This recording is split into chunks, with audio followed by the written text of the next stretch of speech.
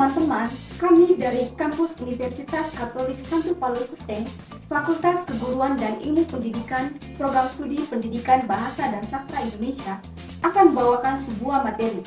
Sebelumnya kami akan memperkenalkan diri kami masing-masing. Halo, perkenalkan nama saya Amelia Finkalisa Sepa dengan NPM 23106037. Di sini saya akan membawakan materi tentang medan makna. Perkenalkan, nama saya Marcelinus Satriawan Ogur. Saya akan membawa materi tentang idiom. Perkenalkan, nama lengkap saya Apolonia Handini Mansyur dengan NPM 23106058 akan bawakan sebuah materi tentang komponen makna. Selamat menyaksikan. Halo teman-teman, di sini saya akan menjelaskan mengenai medan makna. Yang pertama, pengertian medan makna. Menurut Harimurti tahun 1982 halaman 71 menjelaskan medan makna adalah bagian dari sistem semantik bahasa yang menggambarkan bagian dari bidang kebudayaan atau realitas dalam alam semesta tertentu dan yang direalisasikan oleh seperangkat unsur leksikal yang maknanya berhubungan. Menurut Kamus Besar Bahasa Indonesia, medan makna adalah seperangkat unsur leksikal yang maknanya saling berhubungan karena menggambarkan bagian dari bidang kebudayaan atau realitas dalam alam semesta tertentu. Kedua, karakteristik. Pertama, saling berhubungan. Kata-kata dalam medan makna memiliki hubungan makna satu sama lain. Dua, mewakili bidang kehidupan. Medan makna biasanya mewakili suatu bidang kehidupan atau realitas dalam alam semesta, seperti perabot rumah tangga, warna, atau perlengkapan. Tiga, terbatas. Jumlah kata dalam satu medan makna biasanya terbatas dan terdefinisi.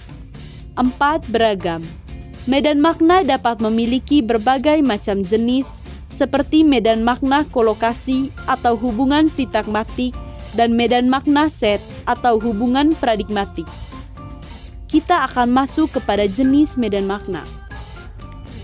Medan makna dapat dibagi menjadi dua jenis utama berdasarkan hubungan semantis, antara lain medan kolokasi dan medan set. Medan kolokasi merujuk pada hubungan sintagmatik antara kata-kata atau unsur-unsur leksikal yang sering muncul bersama dalam konteks tertentu. Sedangkan medan set merujuk pada hubungan paradigmatik, yaitu kata-kata yang dapat saling menggantikan dalam suatu konteks. Berikut adalah contoh medan makna. Medan makna peralatan dapur. Ibu sedang menyiapkan makan malam menggunakan wajan, panci, dan kompor. Berikut kita masuk pada implementasi dalam bahasa Indonesia. Implementasi medan makna dalam bahasa Indonesia berarti menerapkan konsep medan makna dalam penggunaan bahasa sehari-hari, baik dalam komunikasi lisan maupun tulisan. Implementasi medan makna dalam bahasa Indonesia. Medan makna dapat diimplementasikan dalam berbagai aspek bahasa Indonesia seperti 1. Analisis semantik. Memahami makna kata, dan menganalisis hubungan makna. 2. Pembelajaran bahasa. Mengajar makna kata dan mengembangkan kosakata. Selanjutnya, penerjemah. Menerjemahkan makna dan mengatasi ambiguitas. Terakhir, pengembangan bahasa. Mengembangkan bahasa dan mengatur penggunaan bahasa. Dengan demikian, implementasi medan makna dalam bahasa Indonesia dapat membantu memahami dan mengembangkan bahasa Indonesia dengan lebih baik. Selanjutnya, kita akan memasuki materi idiom. Yang pertama, pengertian idiom. Idiom pada dasarnya ada di hampir semua bahasa, termasuk bahasa Indonesia. Seperti kata longmen, idiom merupakan frasa atau gabungan beberapa kata dengan arti tersendiri yang berbeda jika diartikan secara harfiah alias kata per kata. Meski begitu, idiom dapat mewakili ekspresi tertentu. Kalau kamu senang membaca novel, pasti sering menemukan idiom. Hanya saja, kamu mungkin belum mengetahuinya. Mungkin saja kamu menganggapnya sebagai peribahasa seperti kebanyakan orang. Ciri-ciri idiom. Yang pertama, terdiri dari dua kata atau lebih. Yang kedua, gabungan kata yang memiliki makna tersendiri. Yang ketiga, sering terdapat perbedaan dari gabungan dan pembentukan kata. Yang keempat, memiliki urutan kata yang tetap dan tidak berubah. Yang terakhir, awalan dengan kata dasar. Jenis idiom berdasarkan segi keeratan, unsur-unsurnya, pembentuk dan maknanya. A. Idiom penuh. Idiom penuh merupakan idiom yang unsur pembentuk dan maknanya sudah menyatu sempurna. Ini berarti setiap kata yang membentuknya sudah kehilangan makna harafiahnya sehingga tidak bisa berdiri sendiri. Hal ini membuat idiom penuh tidak bisa disisipi oleh kata lain. Dihilangkan salah satu unsur pembentuknya atau unsur pembentuknya diganti dengan kata lain. Contoh idiom penuh dalam bahasa Indonesia adalah buah tangan yang berarti oleh-oleh. B. Idiom sebagian. Berbeda dengan idiom penuh, dalam idiom sebagian, salah satu kata yang menjadi unsur pembentuknya masih memiliki makna aslinya. Misalnya seperti idiom bekerja keras dalam bahasa Indonesia yang berarti bekerja sungguh-sungguh. Dalam idiom ini, kata bekerja masih mempunyai makna aslinya, namun kata keras maknanya sudah berubah menjadi sungguh-sungguh. Yang kedua, metafora atau perbandingan.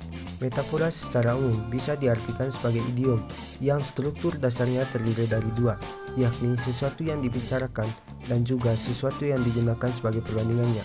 Kedua hal ini biasanya memiliki sifat yang sama. Contohnya metafora tulisan seperti cakar ayam yang berarti tulisannya acak-acakan atau tidak rapi. Berikut contoh idiom dalam kehidupan sehari-hari. Yang pertama, abdi negara atau pegawai pemerintah.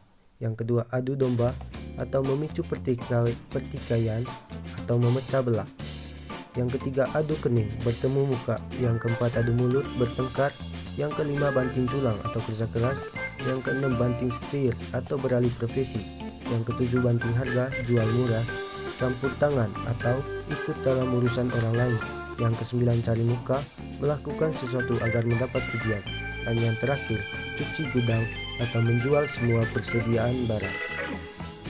Halo teman-teman, di sini saya akan menjelaskan mengenai komponen makna. Yang pertama, pengertian. Menurut Kamus Besar Bahasa Indonesia atau KBBI, komponen makna atau komponen semantik adalah unsur-unsur yang membentuk makna sebuah kata atau unsur leksikal. Menurut Cair tahun 2009 halaman 114, komponen makna atau komponen semantik adalah setiap kata atau unsur leksikal terdiri dari satu atau beberapa unsur yang bersama-sama membentuk makna kata atau makna. Unsur leksikal tersebut, analisis komponen makna, dapat dilakukan terhadap kata-kata dengan menguraikan komponen makna sampai komponen makna yang sekecil-kecilnya. Yang kedua, karakteristik komponen makna. Karakteristik komponen makna meliputi beberapa unsur yang membangun makna sebuah kata atau leksin. Secara umum, komponen makna dapat dibagi menjadi beberapa jenis, antara lain komponen bersama, komponen pembeda, dan komponen suplemen. Yang ketiga, manfaat dari komponen makna. Yang pertama, memahami perbedaan makna kata-kata yang berdekatan. Yang kedua, memperdalam pemahaman makna kata. Yang ketiga, menyusun kamus dan menentukan validitas kalimat secara semantik. Yang keempat, memahami hubungan antar kata dalam suatu bahasa. Yang keempat, contoh dari komponen makna. Contohnya kata ayah dan bapak. Kata ayah mengandung komponen makna tambah manusia, tambah dewasa, tambah laki-laki, tambah sapaan orang yang dihormati. Perbedaan makna antara ayah dan bapak hanyalah pada ciri makna ayah tidak memiliki makna sapaan orang yang dihormati. Yang kelima, analisis komponen makna. Komponen atau komponen semantik adalah unsur-unsur yang membangun makna suatu kata atau unsur leksikal. Analisis ini digunakan untuk memahami perbedaan makna kata-kata sinonim, misalnya ayah dan bapak. Setiap kata terdiri dari satu atau beberapa komponen yang membentuk makna kata tersebut. Komponen makna dapat membantu dalam perumusan makna dalam kamus dan menentukan apakah sebuah kalimat diterima atau tidak secara semantik. Analisis komponen makna dapat dilakukan melalui analisis leksikal yang dikenal sebagai analisis komponensial atau dekomposisi leksikal. Dengan memahami komponen makna, kita dapat memahami bagaimana kata-kata dapat memiliki makna yang berbeda-beda tergantung pada konteks dan situasi tertentu. Sekian penjelasannya, terima kasih.